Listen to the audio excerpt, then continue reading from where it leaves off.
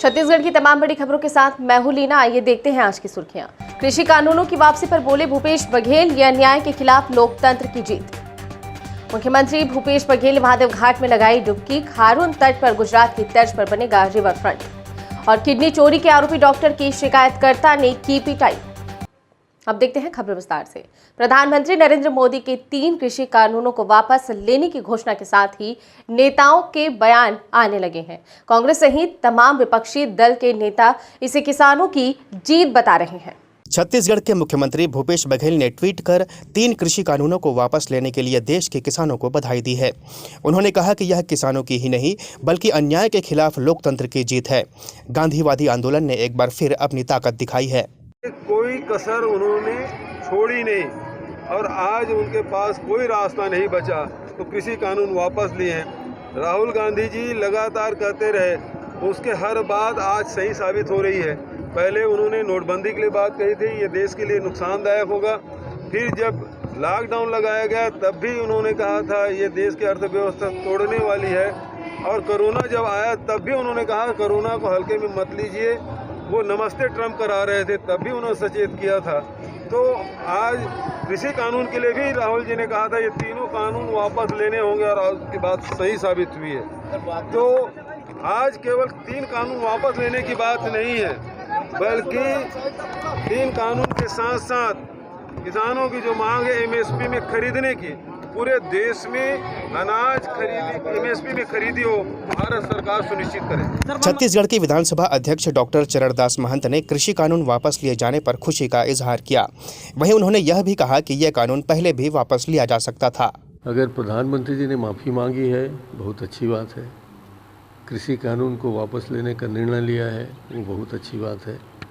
और देर से ही सही, अगर प्रधानमंत्री को सद्बुद्धि आ गया, राष्ट्र के लोगों के आशानुसार या अपेक्षानुसार जब निर्णय लेने का लगते हैं कोई भी जन नेता या राजनेता, तो उनको निश्चित रूप से।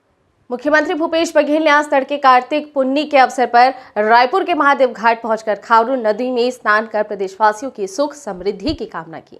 मुख्यमंत्री ने खारून नदी में कार्तिक स्नान करने के बाद ऐतिहासिक हटकेश्वर महादेव मंदिर में महादेव का जलाभिषेक कर पूजा अर्चना की और प्रदेशवासियों की सुख समृद्धि के लिए प्रार्थना की।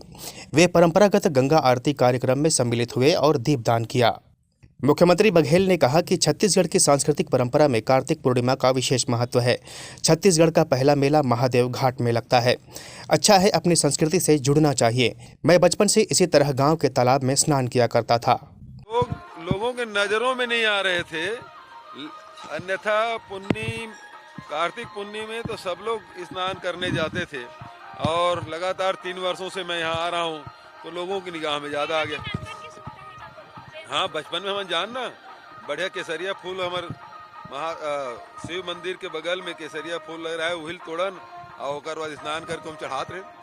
और छत्तीसगढ़ का पहला मेला महादेव घाट में भरता है तो सबको पुन्नी मेला के बहुत बहुत बधाई, शुभकामनाएं। मुख्यमंत्री भूपेश बघेल ने ऐलान किया कि खारून तट पर गुजरात की तर्ज पर रिवर फ्रंट डेवलप किया जाएगा, जहां garden, landscaping, pathway, lights, entertainment zone, food zone और खूबसूरत कलाकृतियों से सजावट की जाएगी। मुख्यमंत्री ने कहा कि इससे शहर को नई पहचान मिलेगी ही साथ ही हम खारून नदी के संरक्षण की दिशा में भी काम कर पाएंगे। इस अवसर पर राज्य गौ सेवा आयोग के अध्यक्ष महंत रामसुंदर दास, संसदीय सचिव विकास उपाध्याय, मुख्यमंत्री के सलाहकार प्रदीप शर्मा, नगर निगम के सभापति प्रमोद दुबे सहित अन्य नागरिक और बड़ी संख्या में श्रद्धालुगण उपस्थित थे। वर्ष 2011 में मरीज की किडनी निकालने के आरोपी बिलासपुर के डॉक्टर के साव बयान दर्ज कराने के लिए रायपुर गए थे। इस दौरान मामले की शिकायतकर्ता ने डॉक्टर पर हमला कर दिया। घटना रायपुर के कुल बाजार थाना क्षेत्र के स्वास्थ्य संचालनालय के पास स्थित पुराना नर्सिंग हॉस्टल गेट के सामने की है।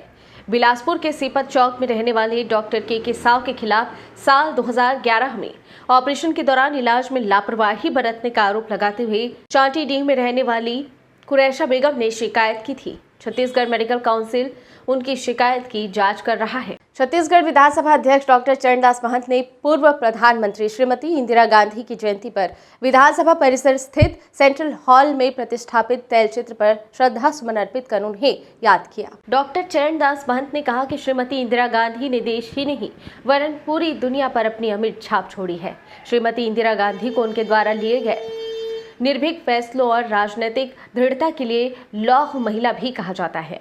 बैंकों का राष्ट्रीयकरण, देश की एकता और अखंडता तथा गरीबी उन्मूलन कार्यक्रमों से उन्होंने हमेशा गरीबों, मजदूरों और समाज के सभी वर्गों के विकास के लिए अपना पूरा जीवन अर्पित किया।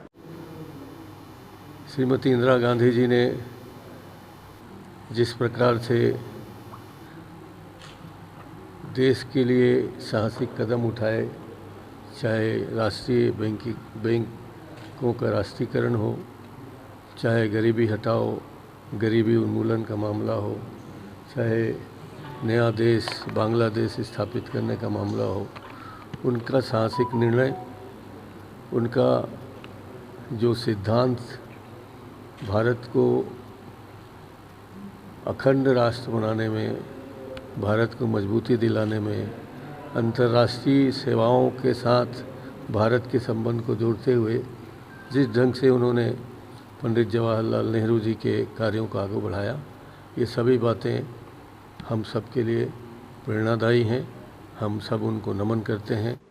इस बुलेटिन में फिलहाल इतना ही। बने रहिए DV लाइव के साथ। नमस्कार।